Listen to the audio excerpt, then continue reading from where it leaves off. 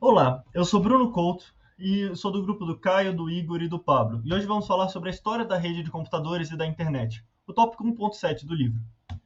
Bem, antes da gente entender a história da internet, é interessante a gente entender o que funcionava antes, em 1960, quando a rede de telefones era o meio de comunicação mais utilizado.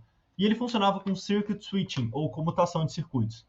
Basicamente, antes da comunicação ser feita, era necessário o estabelecimento do circuito, o estabelecimento da rota que a comunicação ia ser feita.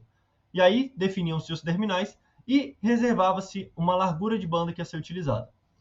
A partir de então era feita a troca de informações, a transferência da voz entre origem e destino, e, ao final, era feita a desconexão de cada um dos equipamentos da comutação daquele circuito. No início, o equipamento procura um caminho físico entre os telefones, que é justamente aquele tempo que o telefone fica tocando. Quando ele é definido, o caminho dedicado, com garantia de transmissão, e a informação ela chega numa certa ordem definida, na ordem correta, na ordem que foi enviada. Então, tudo é pré-definido anteriormente e a informação vai seguindo a mesma ordem. O problema é que isso pode ter um desperdício, porque como a largura de banda é definida, pode ter desperdício se a pessoa não utilizar aquele canal. Então, aqueles momentos que as pessoas estão em comunicação, mas estão em silêncio, é um desperdício de banda. E o sistema não é muito resistente a falhas, porque caso um equipamento daquele circuito pare de funcionar, toda a comunicação é perdida. Então, isso é muito bom para a comunicação de telefone, mas não tanto para a internet. Então, foi criado o Packet Switching, que é a comutação de pacotes. Ele envia a mensagem dividida em pacotes e não exige estabelecer um caminho prévio para a comunicação. Os pacotes podem percorrer caminhos diferentes. E assim eles também podem chegar em ordens diferentes.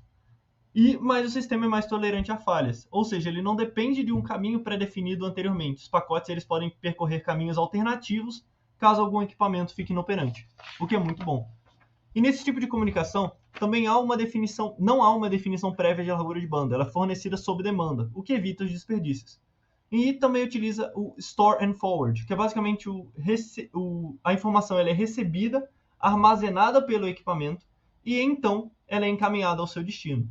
Cada pacote ele já tem o endereço do destino que ele vai, então ele já é mandado para lá, pelo caminho. Aqui, no final, eu coloquei uma tabela que justamente faz uma comparação entre Circuit Switching e Packet Switching, baseado em tudo que a gente falou. Agora eu vou passar um pouco para o Igor falar um pouco mais sobre a história da internet. Na década de 60, dois estudantes do MIT se destacaram no estudo da comunicação por comutação de pacotes, o Lee Clyder e o Lawrence Roberts. Então passaram a liderar o programa de ciência da computação na ARPA. Nesse programa publicaram um plano geral para a ARPANET, a primeira rede de computadores com comutação de pacotes, e um ancestral direto da internet pública de hoje. Começando sua implementação em 1969 e em 1972 já havia aproximadamente 15 nós na rede.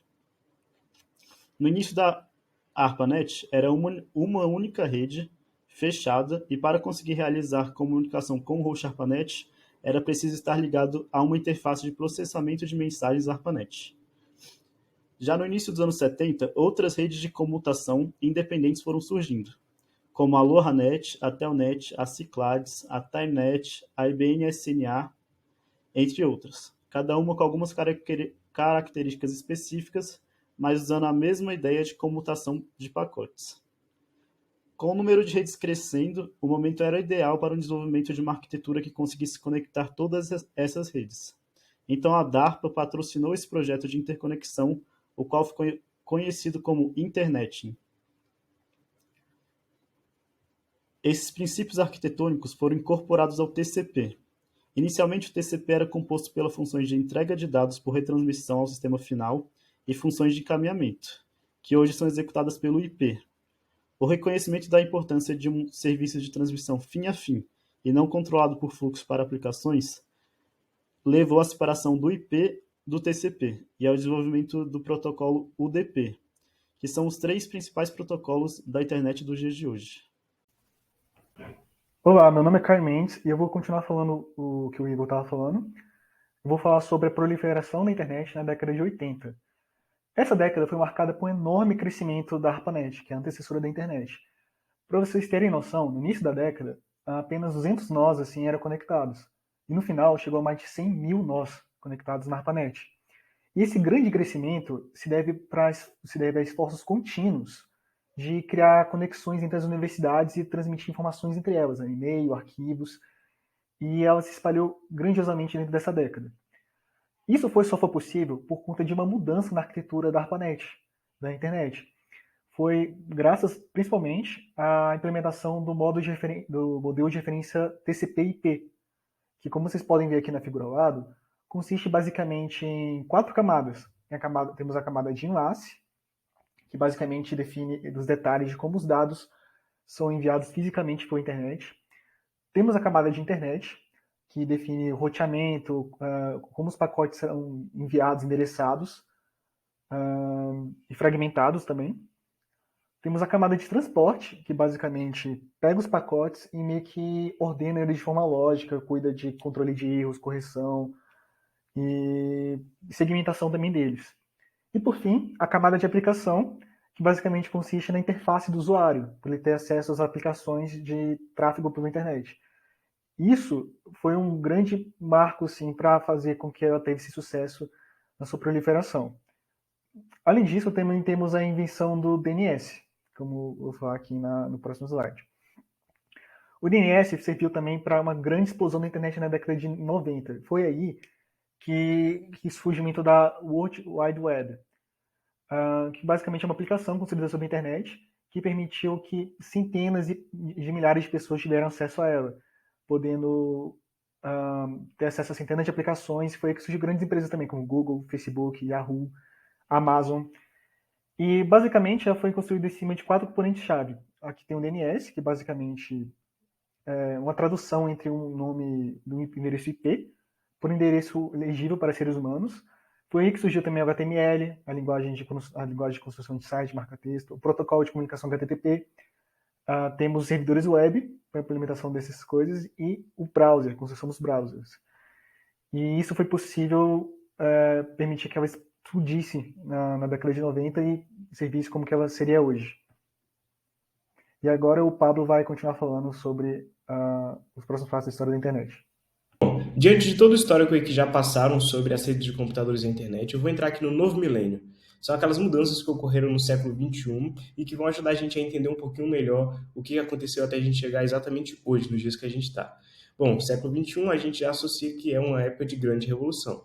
Essa grande revolução ela aconteceu em diversas frentes. Eu vou passar em alguma delas aqui para a gente ter uma noção um pouquinho melhor. Já dá para ter um spoiler aqui, né? Que os smartphones e aparelhos mais compactos têm grande influência em todo esse desenvolvimento que a gente teve ao longo do tempo. Bom, primeiro eu vou tratar aqui da internet nas residências, né? Desde o início aí do século, era ainda um gargalo como que oferecia uma internet de maior rapidez e qualidade aí para as residências. Por isso que surgiram tecnologias como fibra ótica e 5G FWA. Como assim? Antes, era muito utilizado modems a cabo, por exemplo, a tecnologia DSL, né? Que era uma tecnologia boa, mas ele não supria 100% a necessidade do pessoal. Com o surgimento dessas duas tecnologias, né? Fibra ótica, por exemplo, ela é uma tecnologia ali, física, né? Transmitida via cabo, mas tem uma rapidez e uma qualidade muito melhor. E o 5G é bem mais disruptivo, né? Que traz a internet residencial de forma wireless, né? Sem cabo. Então, esses foram 2 exemplos aí de evolução muito grande que a gente teve nesse meio. Fora desse contexto, eu vou trazer aqui um fato pontual, mas que pode estender para diversos motivos do porquê que a gente está com um desenvolvimento tecnológico tão grande hoje em dia. Em 2011, a gente teve um marco que os aparelhos wireless superaram os aparelhos a cabo. Isso traz para a gente algumas características, né? Que os aparelhos como iPhone, iPad, Android, que a gente carrega sem cabo para todo lugar, eles fizeram com que as pessoas se engajassem muito mais no mundo tecnológico e tivesse assim a necessidade de aumentar muito mais aí o desenvolvimento de diversas frentes, né? Como, por exemplo, as redes sociais são uma delas, né? Foi um surgimento natural aí de formas das pessoas se comunicarem na rede. Então, esse foi um motivo de grande engajamento. Também a gente tem as redes privadas aí. Empresas como o Google criaram uma grande estrutura aí própria para melhorar em serviços como pesquisa na internet e acesso a e-mails. Hoje em dia a gente consegue fazer isso bem rápido graças a esse desenvolvimento aí. E também a nuvem, né? A tecnologia da nuvem é muito utilizado atualmente, muitas empresas investiram nisso porque é uma solução bem mais rápida e eficiente aí para melhorar tanto a internet quanto as redes de computadores. Bom, esses são poucos avanços aí que eu pude trazer aqui para a gente entender um pouquinho melhor qual é o momento que a gente vive agora. Bom, isso é o que a gente tinha para falar. Muito obrigado.